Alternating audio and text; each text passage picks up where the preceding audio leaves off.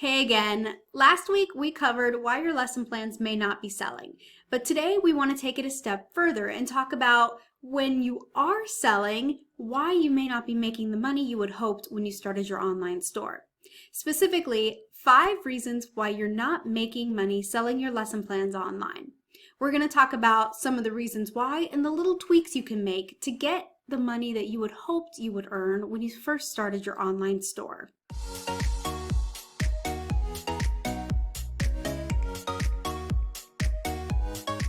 Hey, welcome back to Sell Your Lessons. I'm Jessie, your digital marketing and tech coach, and today we're going to talk about why you may not be making the money you had hoped you would make when you first started your online store selling your lesson plans. There are a few ways up front that you can maybe make a few tweaks and start to get your lessons selling the way that you would always hoped. Starting with reason number 1, which is online marketplace commissions. Now, it's no secret I'm a fan of selling your lessons on your own platform versus using these marketplaces, but that might be one of the reasons why you're not quite making the money you had hoped, even if you're selling your lesson plans like hotcakes. Sometimes these marketplaces online take such a huge chunk of commission that you're really not making the money that you had hoped you would make to make it worthwhile to stay on that platform. The easy switch would be to go to your own platform, your own website to start selling your lesson plans and get off those marketplaces. Now, sometimes people have extreme success working in these marketplaces, but if it turns out it's not quite for you, you might want to consider a different platform. For example, you can check out this video here when we talked about how to get started using ClickFunnels, but that's just an example platform you could go to. There are many other options as well. The second reason your lesson plans may not be making as much money as you had hoped is you really lack an offer strategy that is optimized for sales. Let me explain. If you start to offer someone a piece of a bundle they just purchased, they're not going to feel the need to purchase that. Therefore, you're not going to make more money because when you get to that point, you're offering them something they don't need. So you really want to start to think about what you can offer and particularly in what order you can offer to get someone to purchase more. That raises your average cart value. So think about this. If you offer someone a lesson, what do they need next? Are they going to need a game to practice that concept or maybe an assessment so you can see where the students are at? Think about what the teacher is going to need next and then offer it. There's a chance, especially if it's just a one-click upsell, that someone's going to take that and that will immediately boost your average cart value, making you more money. Reason number 3 kind of goes hand in hand with reason number 2, and that is missed opportunities for upsells. So think about this. When someone purchases and they hit that thank you page, you could say, hey, thanks for your purchase.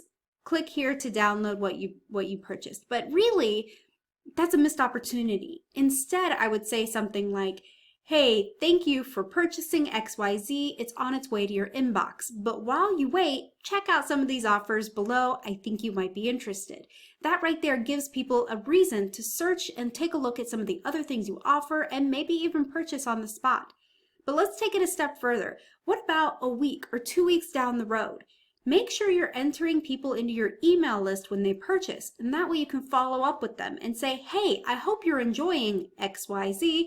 What do you think? Leave me a review. But also, why don't you check out this?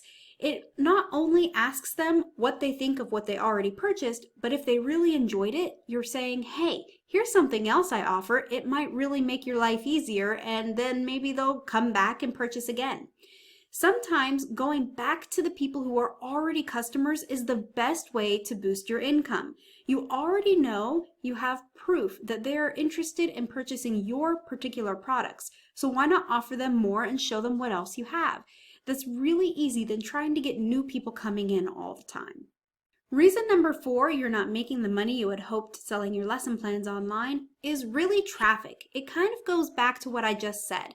Instead of always trying to get new people to come to your website, you can first go to the people who have already purchased and say, hey, here's more that I offer, and that gets them coming back, and that's what we call hot traffic or warm traffic because they already know who you are and what you do.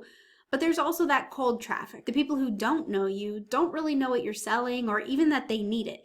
You need to try and target all types, hot, cold and warm, to try and get people into your offers and purchasing. So be sure to try different things like your SEO and your social media and even paid traffic. If you have questions about different types of traffic, you might check out this video here all about how to get eyeballs on your offers.